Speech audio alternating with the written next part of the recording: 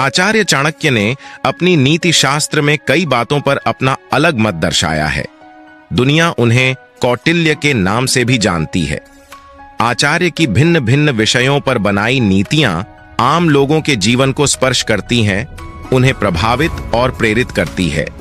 उदाहरण के लिए उनका ये सोचना कि किसी भी व्यक्ति को आवश्यकता से ज्यादा सीधा नहीं होना चाहिए। जंगल में जाकर देखें कि लोग सीधे तने वाले वृक्षों की कटाई ज्यादा करते हैं, टेढ़े तने को छूना भी नहीं चाहते हैं। इसी संदर्भ में उनका मानना है कि बार बार किसी का अपमान सहना सज्जनता नहीं, मूर्खता है। वास्तव में आपका बार बार अपमान करने वाला आपकी परेशानी और चुप्पी को अपनी जीत समझकर खुश होता है। वो आपको महज मनोरंजन का साधन समझता है। ऐसे में आपको अपनी सज्जनता की प्रवृत्ति पर ध्यान देने की जरूरत है। दुर्गंध सिर्फ सड़े गले फूलों से ही आती है। ताजे खिले फूल तो आसपास के वातावरण को भी महका देते हैं। ठीक इसी तरह दूसरों का अपमान करने वाले नकारात्मक प्रवृत्ति के लोग पूरे वातावरण को दूषित करते हैं। जमीन से आसमान की ऊंचाई को छूने वाला व्यक्ति कभी किसी का अपमान नहीं कर सकता, लेकिन इनमें कुछ ऐसे लोग जरूर होते हैं जो किसी क्षेत्र विशेष में थोड़ा बहुत नाम दाम कमा लेते हैं। ऐसे लोगों का अहम हमेशा उनके सर चढ़कर बोलता है। यद्यपि ऐसे लोग अविकसित मस्तिष्क वाले होते हैं और एक दिन अपनी ही हरकतों से अपने ही खोदे गड्ढे में गिर जाते हैं। आमतौर पर जब कोई आपका अपमान करता है तो अगर आप भी उसी की भाषा में उसका जवाब देंगे तो हो सकता है आपको कुछ देर के लिए अच्छा लगे, लेकिन ये आपको मानसिक रूप से बाद में परेशान करेगा और वो पल आपके लिए बुरी याद बनकर रह जाएगा। यही नहीं, समाज में आपकी इज्जत कम होगी। जब कोई किसी का अपमान करता है तो बहुत थोड़े लोग होते हैं जो समझदारी से काम लेते हैं। चाणक्य नीति के अनुसार अगर कोई आपका अपमान करता है तो उस पर किसी प्रकार की प्रतिक्रिया ना दें, लेकिन इसका यह मतलब नहीं कि अपमान बर्दाश्त करते रहिए, क्योंकि 2 बार अपमान बर्दाश्त करना समझदारी है, मगर बार बार अपमान सहते रहना अपराध है। महाभारत में भगवान श्री कृष्ण ने शिशुपाल की मां को उसकी 100 गलतियां क्षमा करने का वचन दिया था, और जब शिशुपाल कृष्ण का अपमान लगातार करता रहा तो भगवान श्री कृष्ण ने उसकी 101वीं गलती पर उसका गर्दन अपने सुदर्शन चक्र से उड़ा दिया था।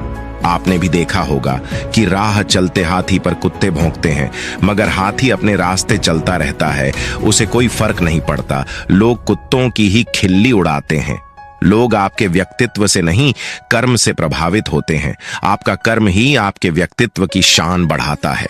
आप जब तक स्वयं नाम दाम नहीं अर्जित करेंगे, लोग आपको हल्के में लेंगे। मथुरा के राजा कंस के दरबार में जब भगवान कृष्ण अपने भाई बलराम के साथ पहुंचे थे तो सारे दरबारी उनकी खिल्ली उड़ा रहे थे। लेकिन जब कंस के शक्तिशाली राक्षसों को भगवान श्री कृष्ण ने धूल चटाई, तब स्वयं कंस को भी श्री कृष्ण के दिव्य बल के सामने अपना मस्तक झुकाना पड़ा था। हीरा जब तक कोयले की खान में होता है, उसकी चमक फीकी ही रहती है। लोग उसे कोयले के समान महज पत्थर मानते हैं, लेकिन जब जौहरी उसे तराशता है तब उसकी कीमत 1000 गुना बढ़ जाती है। कहने का अर्थ यह है कि अगर आपको अपने क्षेत्र में सफलता अर्जित करनी है तो अपने लक्ष्य से चूके नहीं। कोई आपका अपमान करता है तो भी अपने भीतर अपमान से उपजी आग को ज्वलंत रखिए। आपको हीरे सा चमकने से कोई नहीं रोक सकता। जीवन में असली दुख क्या है? कौन से लोग धनवान होने पर भी दुखी रहते हैं? दोस्तों, मनुष्य जीवन में असली दुख क्या है और कौन से लोग धनवान होने पर भी दुखी रहते हैं? आइए समझते हैं इस कहानी के माध्यम से। एक बार माता पार्वती भगवान शिव से कहती हैं, प्रभु, आज जब मैं आपके पास आ रही थी तो मैंने पृथ्वी लोक पर देखा कि जिस इंसान के पास में अपार धन दौलत है वो भी दुखी है। वो भी अपने आप को सुखी महसूस नहीं करता है।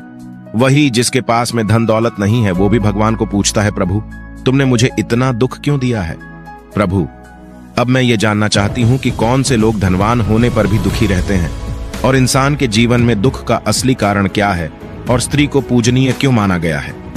फिर भगवान शिव कहते हैं, हे पार्वती, तुम्हारे तीनों ही प्रश्न बहुत महत्वपूर्ण और ज्ञानवर्धक हैं। इसलिए मैं तुम्हें तुम्हारे तीनों प्रश्नों के उत्तर देने से पहले तुम्हें एक छोटी सी कहानी सुनाता हूं। इस कहानी को पूरे मन से और पूरा सुनना। यदि तुमने इस कहानी को मन से सुना तो निश्चित ही तुम्हारे तीनों प्रश्नों के उत्तर तुम्हें मिल जाएंगे और तुम्हारा मन पूरी तरह से संतुष्ट हो जाएगा। फिर माता पार्वती कहती हैं, प्रभु ठीक है, आप कहानी शुरू कीजिए। मैं आपको वचन देती हूँ कि जब तक आप कहानी सुनाएंगे मैं कहानी को पूरा और मन से सुन लूंगी। तो मित्रों, कहानी शुरू करने से पहले मेरा आप सभी से अनुरोध है कि आप हमारी कहानी में खो जाएं। उससे पहले हमारे चैनल को सब्सक्राइब करके बेल आइकन अवश्य दबा लें, जिससे हमारी हर वीडियो का नोटिफिकेशन सबसे पहले आप तक पहुंच सके और आप हमारी हर वीडियो से प्राप्त ज्ञान का अपने जीवन में लाभ उठा सकें। तो चलिए कहानी शुरू करते हैं। भगवान शिव कहते हैं, हे पार्वती, प्राचीन काल की बात है। एक गांव में एक कुम्हार रहता था। वो जितना कमाता था उससे उसका घर का खर्च आसानी से चल जाता था। उसे अधिक धन की चाह नहीं थी। वो सोचता था कि उसे अधिक धन कमाकर क्या करना है। सुबह शाम वो पेट भर के खाना खाता था। वो उसी में संतुष्ट था। वहीं वो कुम्हार एक दिन में कई सारे बर्तन बना लिया करता था। उन बर्तनों की लागत 7 से 8 रुपए आती थी। फिर अगले दिन वो कुम्हार उन बर्तनों को बाजार में जाकर बेचता है, जिस पर उसे 1.5 या 2 बच जाते थे। इतनी कमाई से ही उसकी रोटी का गुजारा हो जाता था। वही इतनी कमाई से ही प्रसन्न रहकर वो कुम्हार आनंद से रहता था। भगवान शिव कहते हैं, हे पार्वती, वहीं वो कुम्हार शाम को रोजाना अपनी बांसुरी लेकर बैठ जाता था और घंटों तक उस बांसुरी को बजाता रहता था। अपना जीवन बहुत ही आनंद से जी रहा था। वहीं इसी तरह से धीरे धीरे उस कुम्हार के दिन बीतते जा रहे थे। फिर एक दिन उसका रिश्ता आ गया और एक दिन ऐसा आया कि उस कुम्हार का विवाह हो गया। घर में उसकी पत्नी आ गई। उसकी पत्नी का नाम कल्याणी था। कल्याणी एक अत्यंत सुंदर और सुशील लड़की थी। वहीं वो अपने पति के साथ में पति के काम में खूब हाथ बटाने लगी थी। और इतना ही नहीं, वो घर का काम भी खूब मन लगाकर करती थी। अब कुमार की कमाई पहले से बढ़ गई, क्योंकि पहले वो अकेला काम किया करता था। अब उसकी पत्नी भी उसका हाथ बटाने लगी थी। इस कारण 2 लोगों का खर्च आसानी से चल जाता था। भगवान शिव कहते हैं, हे पार्वती, कुम्हार और उसकी पत्नी को देखकर उसके पड़ोसी जलते थे, क्योंकि वो दोनों बहुत खुश रहते थे। दोनों दिन भर मिलकर काम करते थे और कुम्हार पहले की तरह शादी होने के बाद भी शाम को बांसुरी बजाता रहता था। वहीं कुम्हार की पत्नी घर में भीतर बैठकर कुछ गीत गुनगुनाती रहती थी। अब एक दिन कुम्हार की पत्नी कहने लगी कि तुम जितना भी कमाते हो वो रोज खर्च हो जाता है। हमें अपनी कमाई से कुछ ना कुछ बचाना अवश्य चाहिए। फिर अपनी पत्नी की बात सुनकर कुम्हार कहने लगा, हमें ज्यादा कमा करके क्या करना है?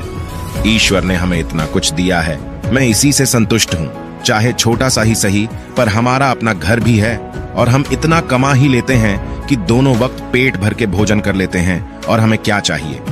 वहीं कुम्हार की बात सुनकर उसकी पत्नी कहने लगी, मैं जानती हूँ कि ईश्वर का दिया हुआ हमारे पास सब कुछ है। मैं इसमें खूब खुश भी हूँ, परंतु खराब समय के लिए हमें कुछ ना कुछ तो बचाकर अवश्य रखना चाहिए। पता नहीं कब खराब वक्त आ जाए, फिर हम क्या कर सकेंगे।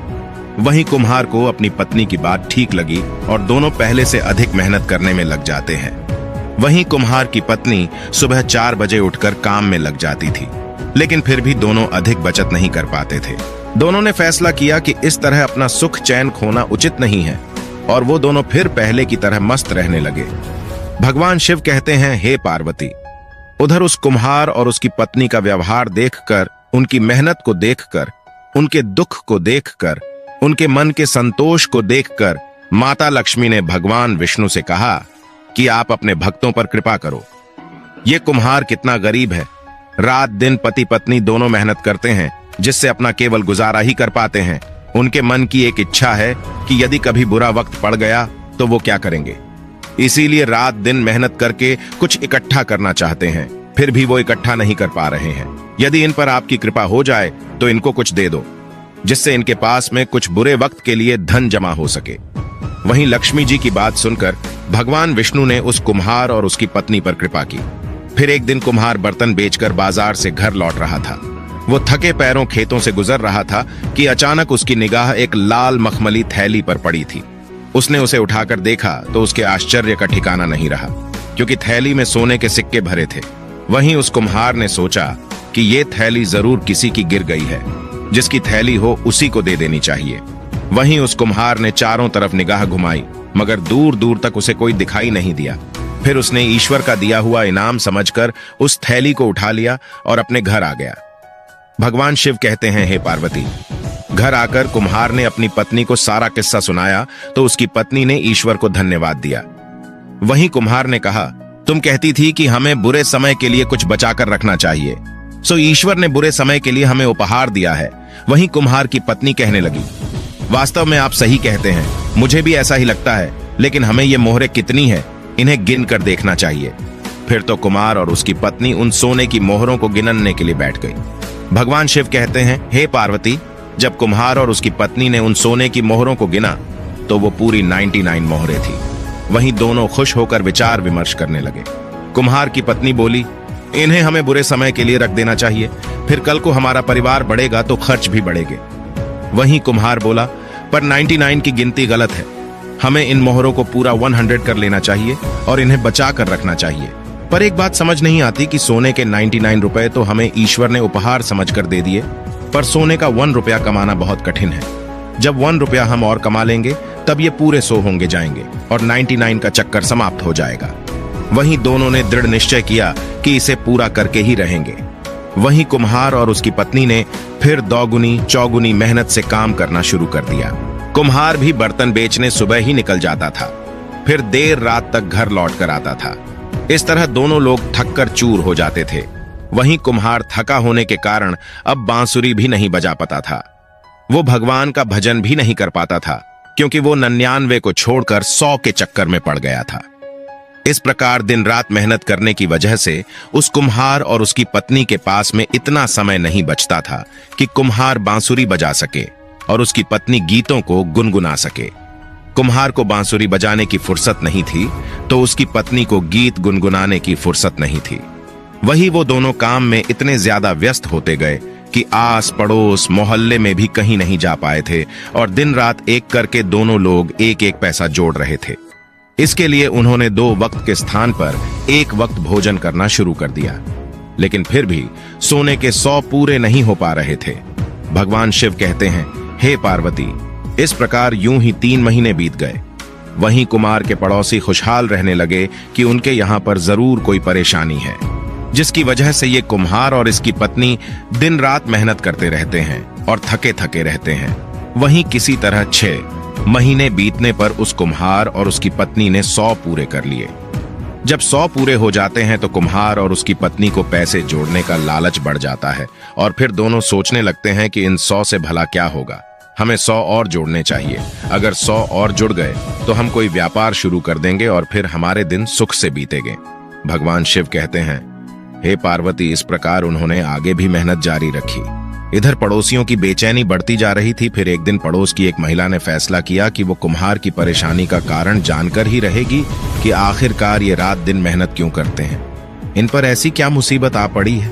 फिर ऐसा सोचकर एक दिन पड़ोस की महिला उस कुम्हार के घर आ पहुंची और कुम्हार की पत्नी के पास जाकर के उसने कहा, बहन, एक बात बताओ, पहले तो तुम रोज शाम को मधुर गीत गुनगुनाती थी, भगवान का कीर्तन गाती थी, आजकल तुम्हारा कोई भी भजन सुनाई नहीं देता। वही कुम्हार की पत्नी उस समय बर्तन बनाने में व्यस्त थी और उसने अपनी पड़ोसन महिला को टालने की कोशिश की और अपने काम में लगी रही। उसने अपनी पड़ोसन की बात का कोई जवाब नहीं दिया, मगर पड़ोसन भी मानने वाली नहीं थी। वो बात को घुमाकर फिर कहने लगी, आजकल तुम थक जाती हो, कहो तो मैं तुम्हारी कुछ मदद कर दूं, लगता है तुम कुछ परेशानी में हो। भगवान शिव कहते हैं, हे पार्वती। वहीं कुम्हार की पत्नी थकी तो वास्तव में थी। वहीं प्यार भरे शब्द सुनकर वो पिघल गई और बोली, हाँ बहन, मैं सचमुच बहुत थक जाती हूँ, पर क्या करूं, हम बड़ी मुश्किल से 100 पूरे कर पाए हैं। वहीं पड़ोसन महिला कहने लगी, क्या मतलब, तुम क्या कहना चाहती हो। फिर कुमार की पत्नी ने अपना पूरा किस्सा सुनाया तो पड़ोसन कहने लगी, बहन, तुम दोनों तो गजब के चक्कर में पड़ गए हो, इसीलिए तुम दोनों दुखी हो।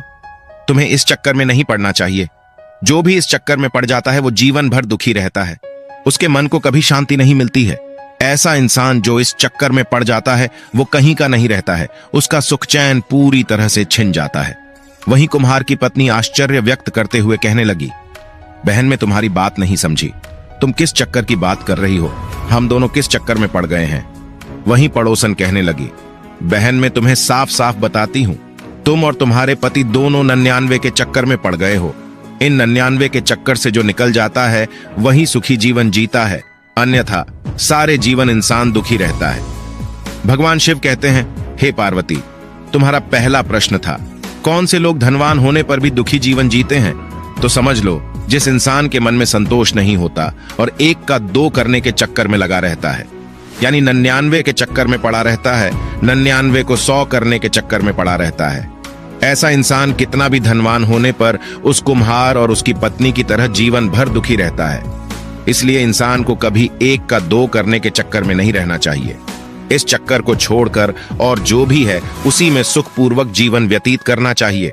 भगवान शिव कहते हैं, हे पार्वती, तुम्हारा दूसरा प्रश्न था कि इंसान के जीवन में दुख का असली कारण क्या है।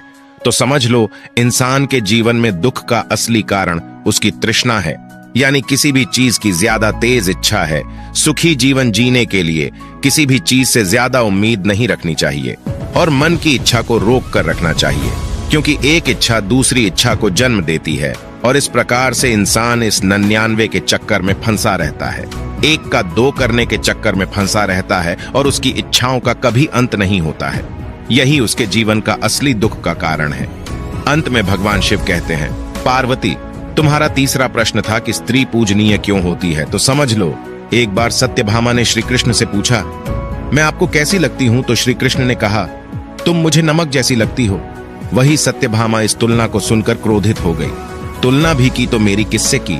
आपको इस संपूर्ण विश्व में मेरी तुलना करने के लिए कोई दूसरा पदार्थ नहीं मिला। वहीं श्री कृष्ण ने उस समय तो किसी तरह से सत्यभामा को मना लिया और उनका गुस्सा शांत कर दिया। वहीं कुछ दिनों के बाद में श्री कृष्ण ने अपने महल में एक भोज का आयोजन किया और 56 भोग की व्यवस्था की। वही सबसे पहले कृष्ण ने सत्यभामा से भोजन प्रारंभ करने का आग्रह किया तो सत्यभामा ने पहला निवाला मुंह में डाला, मगर यह क्या सब्जी में नमक नहीं था? कौर को मुंह से निकाल दिया। फिर दूसरा मावा मिश्री को मुंह में डाला और फिर उसे चबाते चबाते मुंह खराब होने लगा, उसका स्वाद नहीं आ रहा था, और फिर पानी की सहायता से किसी तरह से गले में उतारा। भगवान शिव कहते हैं, हे पार्वती, वहीं तीसरा कौर सत्यभामा ने कचोरी को मुंह में डाला और एकदम से थूक दिया। तब तक सत्यभामा का पारा 7वें आसमान पर पहुंच चुका था और वो जोर से चिल्लाई कि ये सब किसने बनाया है। फिर तो सत्यभामा की आवाज को सुनकर श्री कृष्णा दौड़ते हुए सत्यभामा के पास आए और पूछा, क्या हुआ देवी? क्या कुछ गड़बड़ हो गई? तुम इतनी क्रोधित क्यों हो? तुम्हारा चेहरा इतना तमतमाता हुआ क्यों है? आखिरकार क्या हुआ? वही श्री कृष्ण की बात को सुनकर सत्यभामा ने कहा, किसने कहा था आपको भोज का आयोजन करने को? इस तरह से बिना नमक का क्या कोई भोजन बनता है? किसी भी वस्तु में नमक नहीं है, मीठे में शक्कर नहीं है, एक और नहीं खाया गया। वहीं श्री कृष्ण ने बड़े भोलेपन से पूछा, तो क्या हुआ बिना नमक के ही खा लेती? वहीं सत्यभामा फिर क्रोधित होकर बोली, आपका क्या कह रहे हैं स्वामी? बिना शक्कर के मिठाई तो फिर भी खाई जा सकती है, मगर बिना नमक के कोई भी नमकीन वस्तु नहीं खाई जा सकती है। फिर सत्यभामा की बात सुनकर के श्री कृष्ण कहने लगे, फिर तुम उस दिन गुस्सा क्यों हो गई थी जब मैंने तुम्हें कहा था कि तुम मुझे नमक जितनी प्रिय हो? जिस प्रकार से नमक के बिना कोई भी व्यंजन स्वादिष्ट नहीं होता है, प्रिय नहीं होता है, उसी प्रकार से तुम्हारे बिना मेरे लिए कुछ भी प्रिय नहीं है। इसीलिए मैंने तुमसे कहा था कि तुम मुझको नमक जितनी प्रिय हो। फिर तो सत्यभामा को सारी बात समझ में आ गई कि यह सारा वाकया उसे सबक सिखाने के लिए था, और फिर सत्यभामा की गर्दन झुक गई। भगवान शिव कहते हैं, हे पार्वती, स्त्री जल की तरह होती है, जिसके साथ मिलती है उसका ही गुण अपना लेती है। स्त्री नमक की तरह होती है, जो अपना अस्तित्व मिटाकर भी अपने प्रेम प्यार तथा आदर सत्कार से परिवार को ऐसा बना देती है। भगवान शिव कहते हैं, हे पार्वती, माला तो आप सबने देखी होगी जिसमें तरह तरह के फूल पिरोए हुए होते हैं, पर शायद ही कभी किसी ने अच्छी से अच्छी माला में अदृश्य उस सूत को देखा होगा जिसने उन सुंदर सुंदर फूलों को एक साथ बांध कर रखा है। लोग तारीफ तो उस माला की करते हैं जो दिखाई देती है, मगर तब उन्हें उस सूत की याद नहीं आती है जो अगर टूट जाए तो सारे फूल इधर उधर बिखर जाते हैं। जिस प्रकार से सूत का धागा टूटने से फूल बिखर जाते हैं, उसी प्रकार से यदि स्त्री टूट जाए तो सारा घर बिखर जाता है।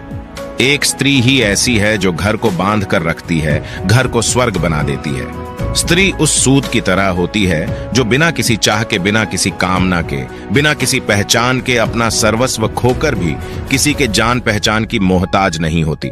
और शायद इसीलिए ये दुनिया श्री राम से पहले सीता जी को और श्री कृष्ण से पहले श्री राधे जी को याद करती है।